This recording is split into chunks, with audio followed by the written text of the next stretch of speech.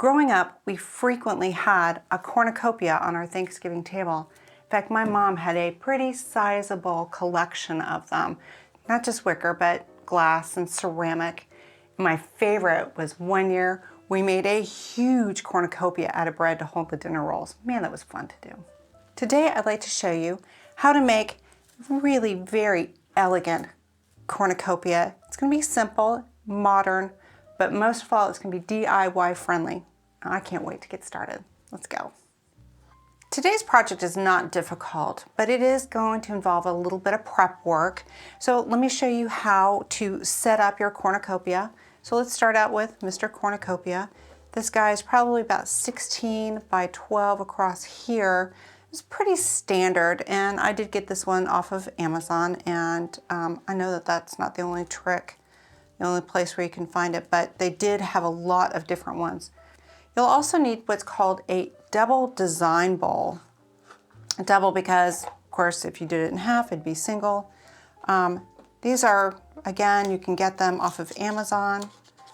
I just realized I left a tag on there, not cool. And then you'll need a block of Oasis. And I call it, you know, there's different companies, but Oasis, I really, really like it the best, mainly because the flowers go in so smoothly. And if you hear something in the background, Puppy is with us today. And I'm not sponsored by Oasis, but I've been using it for years, and it's just my go-to. Okay, what else we need is some 1/4-inch waterproof tape to hold the Oasis to our design bowl. I have a couple of chenille stems. What this is going to do is secure the bowl to the cornucopia. And then later on, we're going to be using some of those little wired picks. You can make your own, or you can find them pre-made. Of course, handy dandy knife to cut said Oasis. And then my fantastic snips. To get started, let's talk Oasis. So maybe your instinct would be to use this whole thing, maybe just like this. Well, it's not going to fit into the cornucopia very well. So let me show you what I do to make sure that this whole thing is covered, but will fit inside that hole. If you look at this, it is divided into 3 different blocks. You can got this line for half, but then typically these little 3. What I want to use is actually just 2 of these blocks. So I'm going to take my wet Oasis and I'm going to cut this in half. I've already soaked it, and I do have a little video that shows you how to properly soak your Oasis, and we can put a little tab up there for that. So what I'm going to do now is lay them side by side, just like that. Lift it and put it right into my design bowl. Give it a nice press. It is secure, but of course we're going to tape it even more. Okay, now is when we're going to use our 1/4-inch tape. And what I'm going to do is wrap it around this way and then wrap it around lengthwise. I want to make sure that the whole thing is secure. We're using some pretty heavy materials in this design, and I want to make sure that it stays secure. Okay, we're going to wrap it all the way around. I don't want this going anywhere. And let's say you were going to take this over to a friend's house. You would want to make sure that it all stays in this container. And then one more. And probably what I'm going to do is go a little offside so that I've got control over the majority of this end here, because this is going to stick in to the cornucopia. And make sure that puppy just stays where you want it to be. Okay. And a snip. Okay, now this is going to be a little bit fiddly.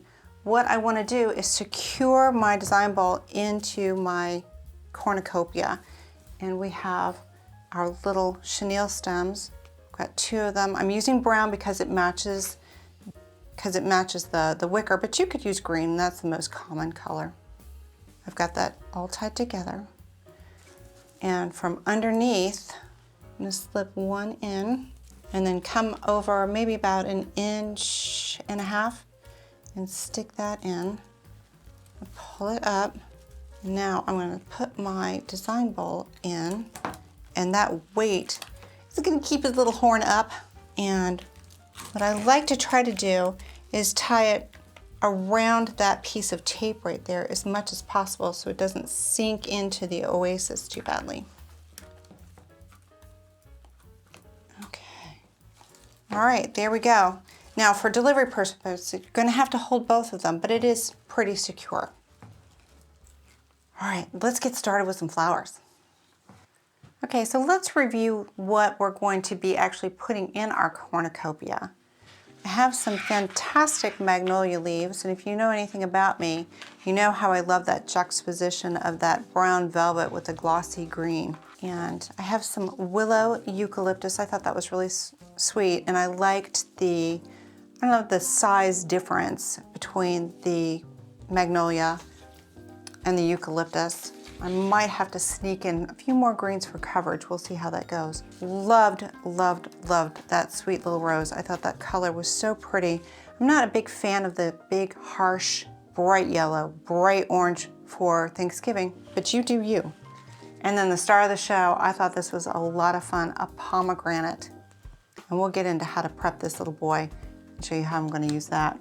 Now, this is what I wasn't so sure about is the berries. I love the hypericum, but we might have too many berries.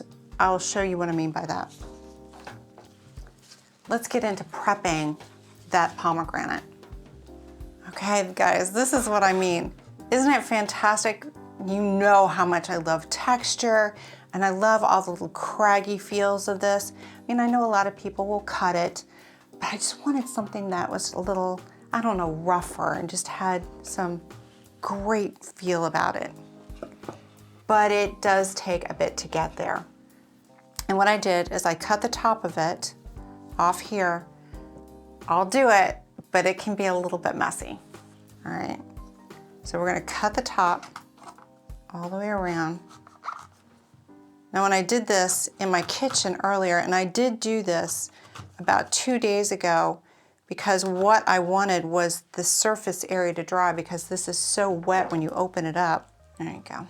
And now I just literally took it and broke it up. And what happened is it flipped out of my hands and seeds flew all over my kitchen. And that's what I mean, you see them falling there on the table. But yeah, all I did is break it apart. And this is why I let it sit out for a couple of days, just because it's so juicy.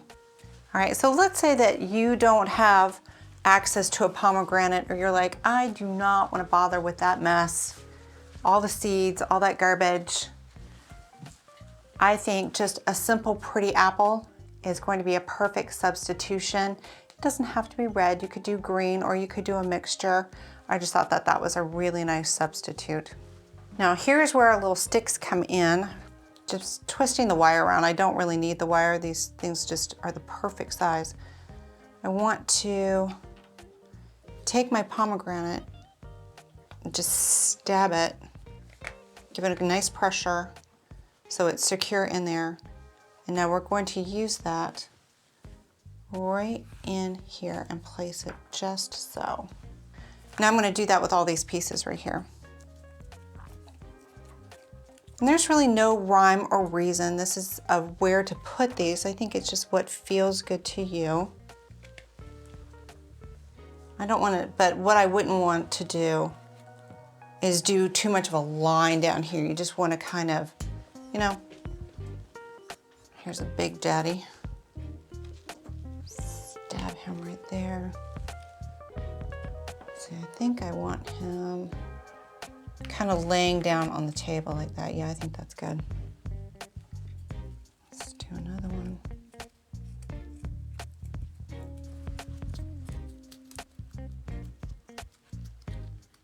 Okay.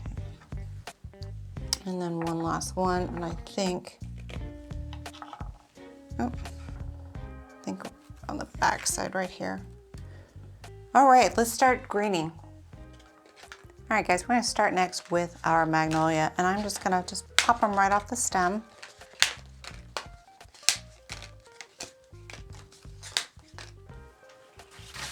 But I don't want to work with them like that. What I want to do is make a nice little sharp point so that they will just easily slip right into the oasis. So I'm going to give them all a little quick prep. Now one neat little thing, let's say I've got an area that's small, my leaf's too big, you can quickly just cut right down to that middle vein, flip it over, and then just, see, like this, just slide it down. Well, usually it just slides right down. Oh, I cannot believe I broke it. Let's try that again. Let's do a knife. We can slide it up the vein.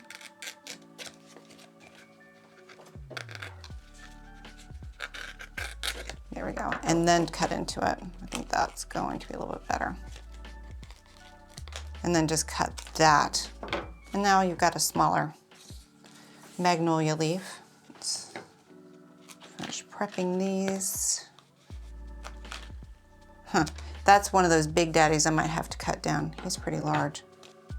I don't know, maybe he'll work out really right in there maybe. No, I don't like that. Oh yeah, I've decided that's really what I think I'm gonna have to do with some of these. Oh, careful cutting towards you. I mean, I know this is like a big no-no. Do as I say, not as I do. Sorry. I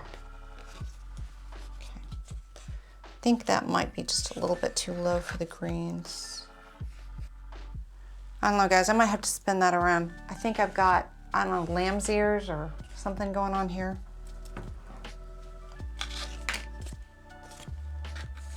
Yeah, I think because I just had two there and it was making it look like I had something else going on. Yeah, I think that's a better composition with the 3 brown right there. Guys, I might have to go out in the yard and go forage and find some more.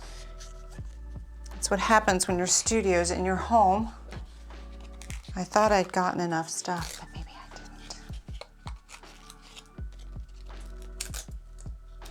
didn't.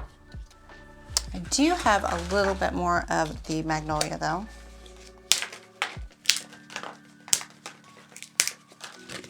I absolutely adore using magnolia for the holidays. I just think it is so warm with that velvety texture. And it is available more and more. More florists are starting to carry it. They bring it in from some of those southern states.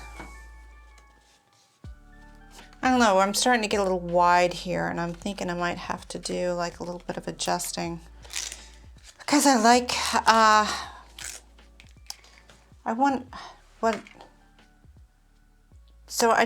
want it to flare out and be this kind of round bulbousness unless I had some other things flowing out of this. I still want to try to keep that at that,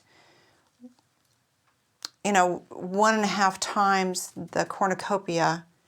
And I was getting wide here instead of elongated. And I think I can elongate it with some of the eucalyptus, and I think that this is probably a good time to introduce that. I don't typically green up this much beforehand, but what I'm concerned about is covering up some of my mechanics. I might have to bring in some moss if this doesn't do the trick. Okay, now as always, I'm going to edit these. I don't need to have these great big long stems. But I'm going to group it together a little bit more when I put it into the oasis so it looks like it's got a heavier feel and better coverage. And of course you can't see what I'm doing over here at all. Let me rotate that a little bit. And all I did is, if you look closely, I just kind of went all the way up to that little leaf right there and gave it a snip. Yeah, let's get some of this back here covered. And I don't want to hide my pomegranate, but it should just be kind of sneaky in there a little bit. So guys, while I'm making this, I was thinking maybe you'd like to share with me some of your favorite family traditions. I would really love to know. So if you left those in the comments, it would be great. You know, what's the one thing that's got to be on the Thanksgiving table, or it's not Thanksgiving? I bet a lot of you would say, well, of course the turkey and the stuffing, but is there anything that's unusual that your family does that maybe nobody else does? Okay, let's do that elongation like I was telling you about. I think that's gonna be good. Oop.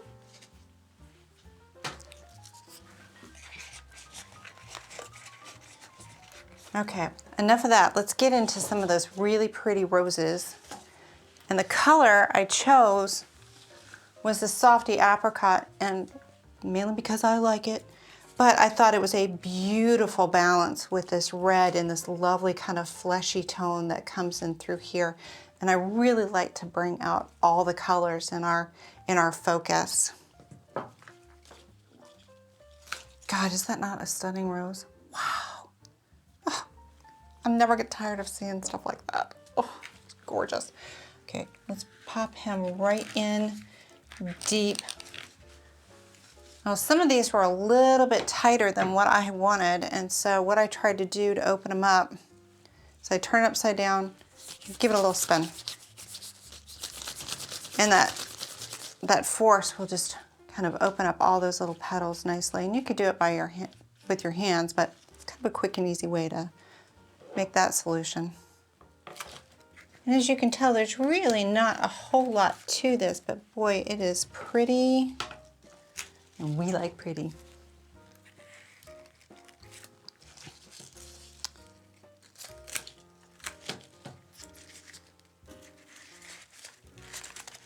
Okay, so let me give this a little spin. Got to look at it from the front, see what this looks like. See if we want to add those berries. See, my worry was that this is too much like berries and I was going to be adding more berries to it.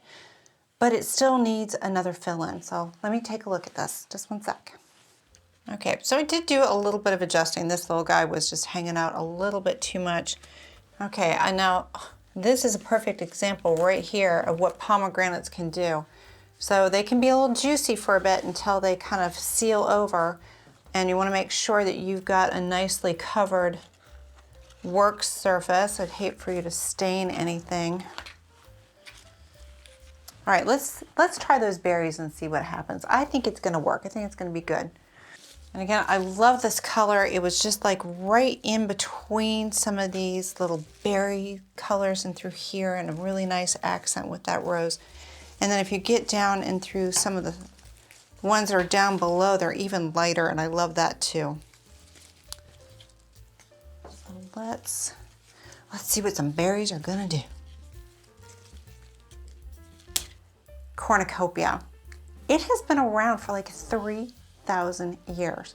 And the story goes that when Zeus was a baby, he broke the horn off of an enchanted goat, and that horn gave never-ending food. Isn't that fantastic? No wonder it is the symbol of Thanksgiving and great harvest. You know, it's really not just in America, it's really all over the world. And what a fun story. You can see baby Zeus going, honk. Love it. All right, I don't want to overwhelm this with berries, but I think I need another little hole right in, another representation right there.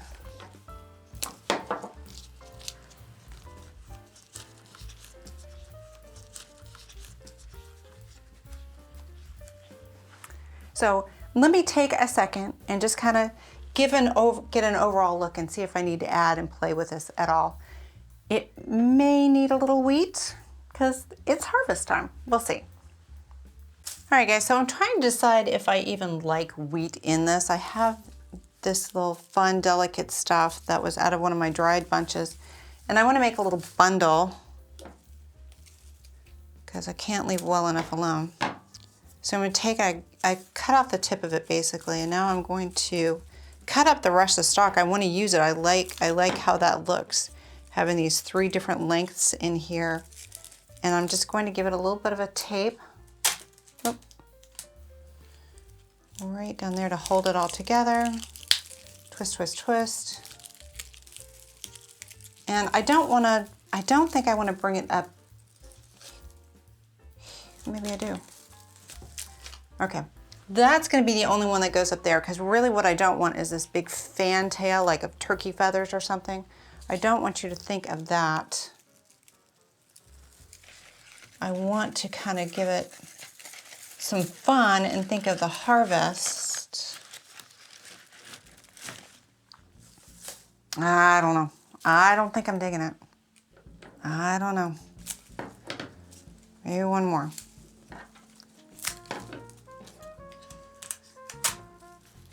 You know, and there's no rule of thumb to some of these little decorative pieces, but sometimes it just adds, sometimes over the top is good and it's fun, and then sometimes it's just a distraction. And I rarely do I like to do two of anything, because again, it just reminds me of like horns and whatnot. And sometimes it does just take a little bit of playing around. Get a little bit closer in. I'm gonna come around and take a look at that, because I'm still not positive. Yeah, I don't like it. Okay, I liked it before. I don't like it with. We're going to abandon ship on that. Stick this back in through here. Maybe if I make it small. I cut it down. Still, I do kind of like that there. And I think maybe just one more right here could do it. All right, guys, what do we think? I think that's pretty, that's elegant. It didn't take that long to put all those things together. It did take a little bit of prep, like the pomegranates. Like I said, if you don't want to mess with pomegranates, wouldn't apples be adorable here? I think it's a great substitute. And then use what you have. Some of these little accents, not necessary, but I think this would be a beautiful, beautiful gift. If you bought this in a flower shop, how much would this be?